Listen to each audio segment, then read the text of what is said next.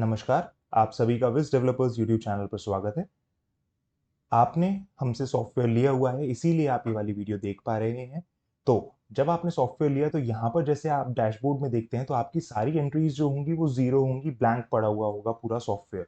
तो मैंने इससे पहले की वीडियोस कुछ बनाई हुई हैं जिसके अंदर मैंने मास्टर्स के अंदर आप क्या क्या चेंजेस करने हैं, सेटिंग्स में आपको क्या क्या चेंजेस करने हैं ताकि ये सॉफ्टवेयर आपके कंपैटिबल हो सके।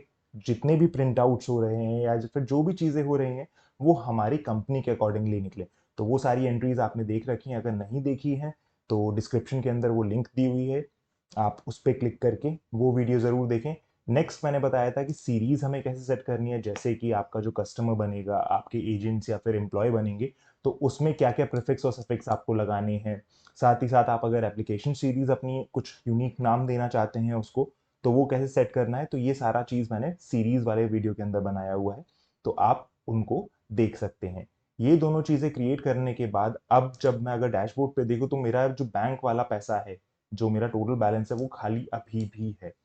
तो इसके अंदर एंट्रीज दिखाने के लिए मुझे क्या करना होता है। अब दो चीज़ें होती हैं। सबसे पहला आप थोड़ा सा ध्यान से समझिएगा कि अगर हमारी कंपनी रजिस्टर्ड है तो ऑब्वियस सी चीज़ है कि उसके अंदर हमारी कुछ पेड अप कैपिटल होगी, या फिर हम उसको शेयर कैपिटल भी बोल सकते हैं। शेयर कैपिटल आपके पास कुछ ना कुछ होगा। तो वो शेयर कैपिटल की एंट्री सबसे पहले हमें करनी होती है। लाख रुपए की हो, 2 लाख रुपए की हो, 5 लाख की हो, जो भी आपने अपनी शेयर कैपिटल रखी होगी। शेयर कैपिटल की एंट्री कहाँ होगी वो मैं इसके अंदर बताऊंगा। दूसरी चीज, जो बाकी का पैसा हम लगाते हैं वो अलग अलग तरीके से लगाते हैं। जैसे कि हमारे पास मान लीजिए 10 लाख रुपए का इन्वेस्टमेंट है, तो वो कहाँ से आया। तो जनरली माइक्रो फाइनेंस कंपनीज में या फिर किसी भी एक पर्टिकुलर कंपनी जो कि लोन का काम कर रही है, लोन का फाइनेंसिंग का काम कर रही है, वो डायरेक्टर्स से लोन लेती है या फिर इन्वेस्टर्स से लोन लेती है। ठीक है, फिर उस पैसे को वो लोग आगे एज अ लोन कस्टमर्स को प्रोवाइड करते हैं। तो उनकी एंट्रीज भी हमारी कैसे होंगी, उनका लेजर अकाउंट कैसे बनेगा, ये हम इस वीडियो में समझने वाले हैं।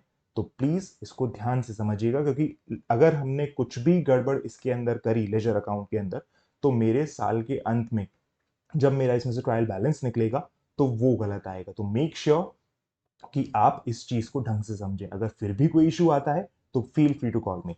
ओके, तो सबसे पहले हम देखते हैं इसके अंदर कि लेजर क्या होता है या फिर लेजर के अंदर हमें कैसे एंट्री करनी होती है। तो आप जब देखेंगे सॉफ्टवेयर के अंदर तो आपको कुछ लेजर अकाउंट मिलेंगे इसके अंदर। जैसे इसके अंदर तो बहुत सारे हैं, अगर मैं ऑल सिलेक्ट करूं तो आपको नीचे वाले जो दिए हुए हैं ये आपको टोटल जो हैं ये मिलेंगे ही मिलेंगे इतने, ब्रांच हेड ऑफिस तक के। ठीक है, अब इसके अंदर हमने मैक्सिमम सारी चीजें इंक्लूड करी हुई है। जैसे बैंक अकाउंट का हो गया, आपका कैश का हो गया, इंटरेस्ट से जो इनकम आ रही है वो, file charge, processing fees, share capital, loan from directors. ठीक है, सैलरी हो गई, जीएसटी हो गया, लोन सेटलमेंट का हो गया, इंश्योरेंस फी हो गई, जो भी चीजें ये हमने लेजर एक ऑटोमेटिक क्रिएट करे हुए हैं। तो आपने जैसे देखा कि इसके अंदर हमारे पास एक एंट्री है शेयर कैपिटल की।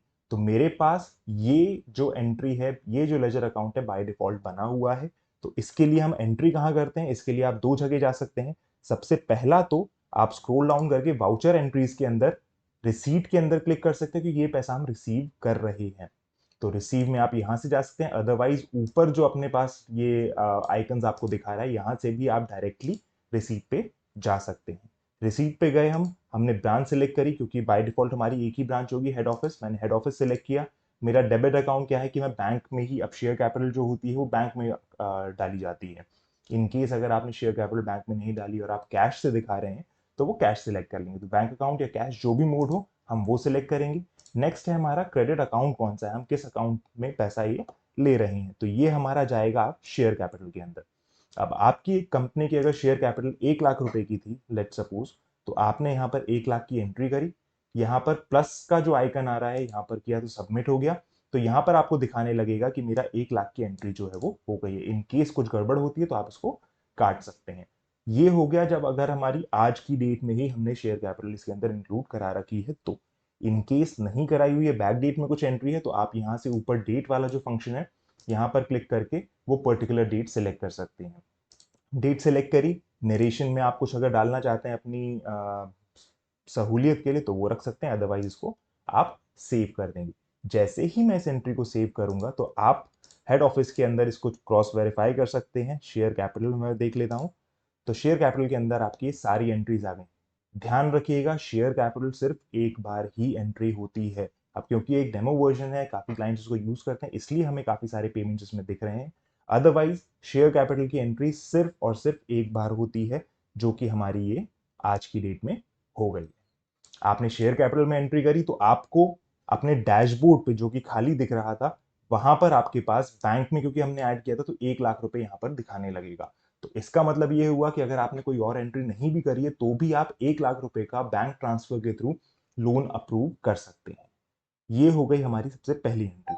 अब नेक्स्ट एंट्री जो होती है उसमें क्या होता है कि हमारा जो बाकी का पैसा है, जो हमने लोन अपने डायरेक्टर से लिया है या फिर इन्वेस्टर से लिया है, तो उनका आप चाहें तो लेजर अकाउंट क्रिएट कर सकते हैं। वैसे हमने इसके अंदर लोन फ्रॉम डायरेक्टर्स नाम का एक लेजर क्रिएट किया हुआ है, जैसे कि मैंने आपको दिखाया था। अदरवाइज अगर आप चाहते हैं कि आपके 2-3 डायरेक्टर्स हैं और सबका अलग अलग नाम से आप बनाना चाहते हैं, तो वो आप कहां से क्रिएट करेंगे? आप जाएंगे लेजर के अंदर, लेजर क्रिएट किया मैंने, प्लस का आइकन क्लिक किया। यहां पर किस नाम से आपको लेजर बनाना है, लेट सपोज मैं अपना नाम ही लग देता हूं, मुकुल गर्ग। मैंने इस नाम से अपना एक लेजर क्रिएट करना चाहता हूं, तो इसमें जितना भी पैसा मैं कंपनी को दूंगा या फिर जितना भी मैं रिसीव करूंगा, वो सारा इस लेजर के नाम से आपके आता रहेगा। डायरेक्टर का अगर अपन अकाउंट बना रहे हैं, इन्वेस्टर का अकाउंट बना रहे हैं, या फिर जिससे हम लोन ले रहे हैं वो चीज, तो वो सारी किस ग्रुप में आएंगी? लोन लायबिलिटी में। इस चीज को ध्यान रखिएगा, ये आएगा लोन लायबिलिटी में। अलायस नेम में आप कुछ भी रख सकते हैं, जैसे मैंने लिख दिया लोन फ्रॉम डायरेक्टर। उसके बाद इसका स्टेटस मैंने एक्टिव करके इसको क्रिएट कर दिया। जैसे ही मैंने ये क्रिएट किया तो मेरा सबसे ऊपर ही ऊपर लेजर लिस्ट में नाम आ जाएगा, जिसमें आपको इन्फॉर्मेशन आ गई। अब मैंने क्योंकि लेजर अलग से क्रिएट किया है, तो मुझे इसे अपनी ब्रांच के साथ, मतलब हेड ऑफिस के साथ इसको एसोसिएट करना पड़ेगा, ताकि जितनी भी एंट्रीज करूं तो वो मेरा ये लेजर जो अकाउंट है वो मेरा ब्रांच के साथ मैनेज हो जाए। उसको कैसे करना है? उसके लिए आप जाएंगे ब्रांच लेजर में, जो कि लेजर के जस्ट नीचे वाला ही ऑप्शन है। ब्रांच लेजर पे क्लिक किया मैंने, प्लस आइकन पे टिक किया। यहाँ मेरे को कंपनी जिस भी अपने ब्रांच के साथ एसोसिएट करना चाह रहा हूँ, लेट्स सपोज हेड ऑफिस के साथ, लेजर नेम में मैंने सिलेक्ट कर लिया मुकुल गर्ग, जो मैंने अभी बनाया था। डिस्क्रिप्शन आप डालना चाहें डाल दीजिए, loan from director. Opening balance मैंने अभी इसको 0 ही रखे रहने दिया, मैंने कर दिया क्रिएट। तो अब क्या होगा कि मेरा एक लोन फ्रॉम डायरेक्टर नाम से, मुकुल गर्ग नाम से एक लेजर अकाउंट बन गया, जिसको आप चेक कहां करेंगे? वाउचर एंट्रीज पे आप जाइए ऊपर से, हेड ऑफिस मैंने सिलेक्ट किया, यहां देखिए सबसे ऊपर ही ऊपर आ गया मुकुल गर्ग नाम। तो ये हमारा एक लेजर ऐड हो गया। तो जितने भी आप डायरेक्टर्स जितने से भी पैसा ले रहे हैं, उनके नाम से अगर आप चाहते हैं कि स्पेसिफिक उनके नेम से आपका लेजर क्रिएट हो, तो आप यहाँ से लेजर क्रिएट करके ब्रांच लेजर के अंदर उसको ऐड करा देंगे। अब नेक्स्ट एंट्री होती है हमारी, मैंने कितना पैसा इन्वेस्ट किया है, कितना पैसा एज अ लोन दिया है। तो उसके लिए मैं फिर रिसीट पे जाऊंगा, रिसीट पे क्लिक किया, ब्रांच मैंने सिलेक्ट करी हेड ऑफिस, डेबिट अकाउंट मैं मान लीजिए कैश में दे रहा हूं कुछ पैसा, तो क्रेडिट अकाउंट आ गया मेरा मेरे नाम से। मैंने मान लीजिए 5 लाख रुपए जो हैं कंपनी को दिए हैं कि आप इस पैसे से लोन आप आगे डिस्ट्रीब्यूट करिए। तो मैंने कैश की एंट्री करी, यहाँ पर ऐड किया, यहाँ पर मेरा आ गया 5 लाख रुपए। नरेशन में मैं कुछ भी अगर डालना चाहता हूँ तो वो डाल सकता हूँ। मैंने इसको सेव किया। तो आपका एंट्री जो है आप चेक कर सकते हैं हेड ऑफिस के अंदर, ब्रांच। तो देखिए आपके पास आ गया कि 12 तारीख को जो डायरेक्टर है उन्होंने कैश में 5 लाख रुपए दिए थे, और इस पैसे को आप लोन की तरह डिस्ट्रीब्यूट कर सकते हैं। तो डैशबोर्ड में भी आपका जो पूरा ये एंट्रीज ब्लैंक दिखा रही थी, तो 1 लाख रुपए की एंट्री आपकी बैंक बैलेंस में ऐड हो गई।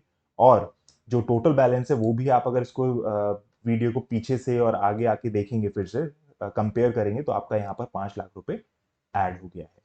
तो ये दोनों एंट्रीज हमारी काफी जरूरी होती हैं। तो इस तरीके से हम काम करेंगे। अगर इन केस हम कुछ आगे वाले आने वाले टाइम पे उनको पैसा रीपे कर रहे हैं, तो वो मैं चला जाऊंगा पेमेंट के अंदर, क्योंकि मैं पेमेंट कर रहा हूँ।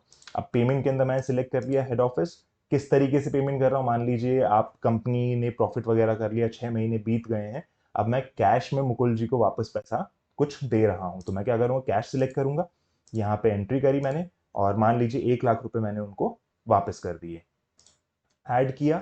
यहां सेव करते ही मेरी एंट्री क्या हो जाएगी? आपकी लेजर अकाउंट में सेव हो जाएगी। तो अब जब आप चेक करेंगे कि मुकुल गर्ग का क्या बैलेंस चल रहा है, हमने कितना पैसा इनसे कलेक्ट किया है, कितना वापस कर दिया है, तो वो आपकी एंट्रीज यहाँ आ जाएंगी। 5 लाख रुपए हमने लिए थे और 1 लाख रुपए हमने उनको कैश में ही पेमेंट कर दिया है, जो भी डेट है वो हमारी आ जाएगी। तो ये था मेरा अपने सॉफ्टवेयर के अंदर पैसा कैसे शोकेस करना है। मुझे लगता है कि आपको ये चीज समझ में आई होगी। अब जैसे ही हमने पैसा ऐड कर दिया, फिर नेक्स्ट प्रोसेस जो हमारा रहता है कि हमने लोन प्लान क्रिएट किया, जो भी हमारे कंपनी के लोन प्लान्स हैं वो सारे मैंने ऐड कर दिए इसके अंदर। एम्प्लॉयज़ अपने ऐड कर दिए HRM सेक्शन के अंदर, उसके बाद मैंने मेंबर्स ऐड कर दिए, फिर लोन डिस्ट्रीब्यूट करना शुरू कर दिया। तो ये सारी वीडियोस मैंने बनाई हुई है, आप नीचे डिस्क्रिप्शन बॉक्स में उसको देख सकते हैं और वहां से समझ सकते हैं। कोई भी क्वेरी आती है तो feel free to contact me. मैं आशा करता हूं आपका दिन शुभ हो और ये चीज आपको अच्छे से समझ में आई हो। धन्यवाद।